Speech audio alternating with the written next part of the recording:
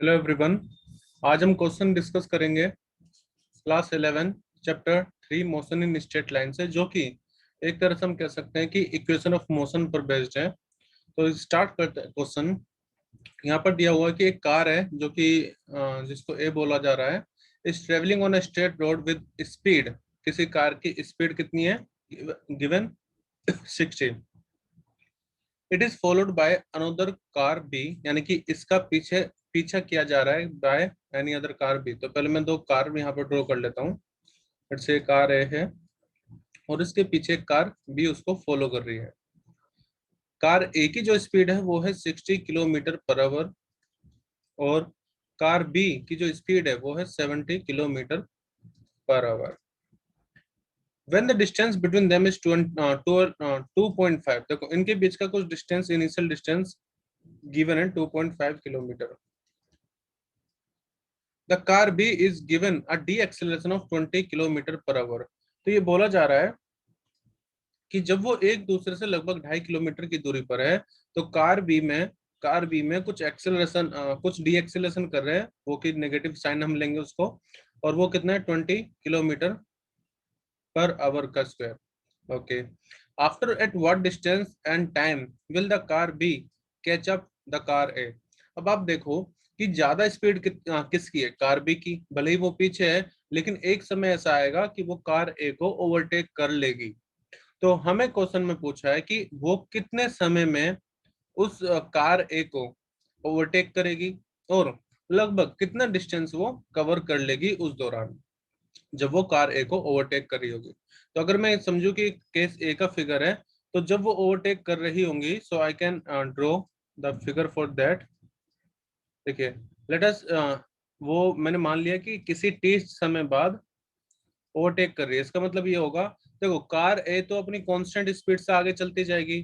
तो कार ए को मैं मान लो कि लेट आफ्टर टाइम टी, देखो पहले आप ये एज्यूम कर लो कि let T equal to time where when they, यानी कि both car, when both car, when both car meets, ठीक है, या जब वो ओवरटेकिंग का टाइम होगा, तो वो टीम मैंने टाइम मान लिया। अब ये जो कार ए है, ये तो कांस्टेंट स्पीड से चलती रहेगी। तो मैं कह सकता हूँ कि लेट जो कार ए है वो after T time, after T समय के बाद उसने कुछ डिस्टेंस कवर कर लिया, लेट से एस ए, ठीक है। देखो टी समय बाद ये इसको ओवरटेक करेगी, लेकिन जब ये कार है वो रुकी तो नहीं है, वो भी तो आगे चलती जाएगी। तो मैं मान लेता हूँ कि जो कार ए है वो टी समय बाद थोड़ी आगे चली गई है। इसका मतलब ये हुआ कि कार बी को ओवरटेक करने के लिए, कार ए ओवरटेक करने के लिए 2.5 किलोमीटर डिस्टेंस तो चलना ही पड़ेगा। इसके अलावा उस टी टाइम में जो कार ए आगे जा चुकी होगी, वो डिस्टेंस भी उसको ट्रेवल करना पड़ेगा कार बी को, ताकि वो उसको ओवरटेक कर सके, उसको मीटअप कर सके। ठीक है, तो मैं कह सकता हूँ total distance to be covered by car B. Car B को कितना डिस्टेंस कवर करना पड़ेगा, तो वो बराबर हो जाएगा 2.5, जो कि पहले से वो दूरी पर है। तो कार बी को टोटल डिस्टेंस ट्रेवल करना पड़ेगा 2.5 प्लस एस है। अब यूज करते हैं इक्वेशन ऑफ मोशन का। अगर आप कार बी के लिए देखो, तो क्योंकि उसमें एक्सेलरेशन है या डी एक्सेलरेशन है, उसके लिए हम इक्वेशन ऑफ मोशन का यूज कर सकते हैं। लेकिन कार ए में कोई भी एक्सेलरेशन या डी एक्सेलरेशन नहीं है। इसका मतलब कार ए के लिए जब हम इक्वेशन का इस्तेमाल करेंगे, तो हम इक्वेशन ऑफ मोशन का यूज नहीं करेंगे। उसके लिए हम सिंपल फॉर्मूला लगा लेंगे, कार ए के लिए distance equal to speed into में टाइम। ठीक है, मैं सिर्फ इक्वेशन ऑफ मोशन का इस्तेमाल करूंगा कार बी के लिए, क्योंकि उसमें एक्सेलरेशन या डी एक्सेलरेशन है। कार ए के लिए इक्वेशन ऑफ मोशन का इस्तेमाल नहीं किया जा सकता, क्योंकि वहां पर कोई भी एक्सेलरेशन नहीं है। एक्सेलरेशन नहीं है तो इक्वेशन ऑफ मोशन में आप देख लीजिए, एक्सेलरेशन को जीरो कर दो, तो सिर्फ आपके पास ये फॉर्मूला बचता है, distance is equal to speed into time. ठीक है, distance equal to speed into time. अब हमें टोटल डिस्टेंस निकालना है 2.5 प्लस एस से, और हमें टाइम निकालना है। तो एक काम करते हैं कि यहाँ पर जो कार ए है वो यहाँ से यहाँ तक में कितना डिस्टेंस कवर करेगी, तो वो डिस्टेंस हो जाए कार ए का विल बी इक्वल टू, इसकी स्पीड कितनी है, स्पीड इनटू टाइम होता है ना, distance equal to speed into time. तो इसकी खुद की स्पीड कितनी है 60 इनटू लेट टाइम हमने माना हुआ उसको टी सेकंड लग रहा है।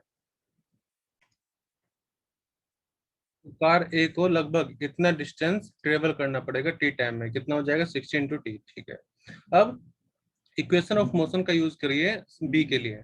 तो बी को अगर मैं देखूं तो वो कितना डिस्टेंस कवर करेगी, उसके लिए मैं S equal to U T plus half A T square लगा सकता हूँ यहाँ पर, जहां पर एस यानी कि टोटल डिस्टेंस जो होगा कार बी का जो उसको ट्रेवल करना पड़ेगा मीटअप करने के लिए, वो होगा 2.5 प्लस एस से, यानी कि अपना डिस्टेंस 2.5 जो पहले से था, और एस से मतलब जो कार ए टी समय में आगे जा चुकी होगी। तो एस की वैल्यू कितनी हो जाएगी टोटल 2.5 प्लस एस से इक्वल टू इस इनिशियल स्पीड कितनी है 70, टी हमने टोटल टाइम माना हुआ जब वो उस कार ए से मीटअप कर रहे हैं यानी कि इस पॉइंट पर। ठीक है, और एक्सीलरेशन की वैल्यू हम -20 लेंगे यहाँ पर, डी एक्सीलरेट जो हो रहा है 20/2 इंटू टी का स्क्वायर, जो कि यहाँ से कैंसिल होकर 10 बचेगा। अब आप यहाँ पर रख सकते हैं 2.5 प्लस एस ए की वैल्यू कितनी है 60 इंटू में टी, 60 इंटू में T equal to 70 T minus 10 T का स्क्वायर। अब आप अगर देखो तो ये आपकी एक क्वाड्रेटिक इक्वेशन बन जाएगी, यहाँ पर क्वाड्रेटिक इक्वेशन बनेगी। कैसे देखो, आप इसको लिख सकते हो, देखो 10 टी स्क्वायर को आप इधर ले आओ, 70 टी को भी इधर ले आओ, तो आपके पास जो इक्वेशन बनेगी it will be equal to 10 T का स्क्वायर। जब ये माइनस के 70 इधर जाएगा तो प्लस के 60 माइनस के 70 कितना बचेगा, माइनस के 10 टी, और प्लस के 2.5 ऑलरेडी यहाँ पर है 2.5 इक्वल टू 0।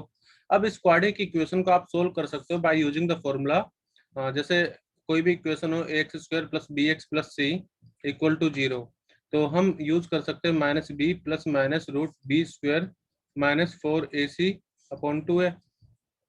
यहाँ पर भी मैं इसी का इस्तेमाल करूंगा, बट पहले इस इक्वेशन को 10 से डिवाइड कर दीजिए, तो 10 से डिवाइड करोगे तो बचेगा T square minus T plus 0.25। आप डायरेक्टली भी वैसे बिना 10 से डिवाइड किए भी आंसर निकाल सकते थे, कोई दिक्कत नहीं, बट इक्वेशन थोड़ी छोटी हो जाए इसके लिए मैंने डिवाइड कर दिया इसको 10 से।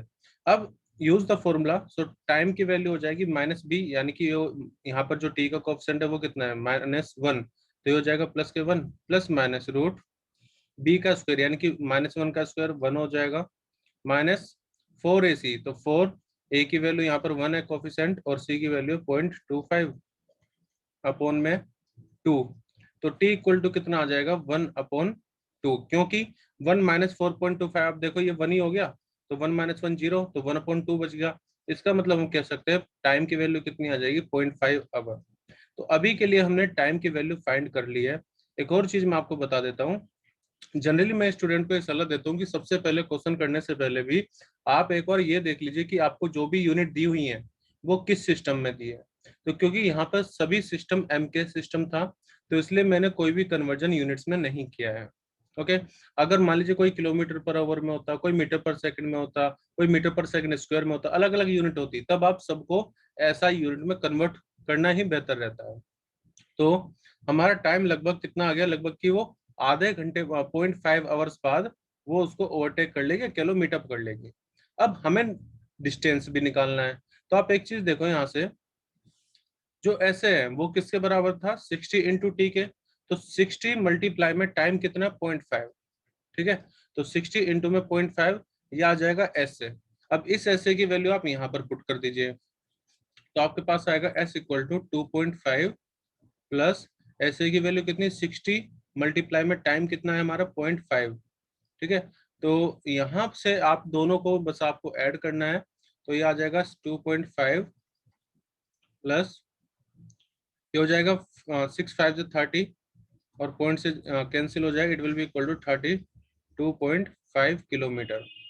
तो यानी कि लगभग आधे घंटे बाद और 32 किलोमीटर ट्रेवल करने के बाद कार बी कार ए को ओवरटेक कर लेगी।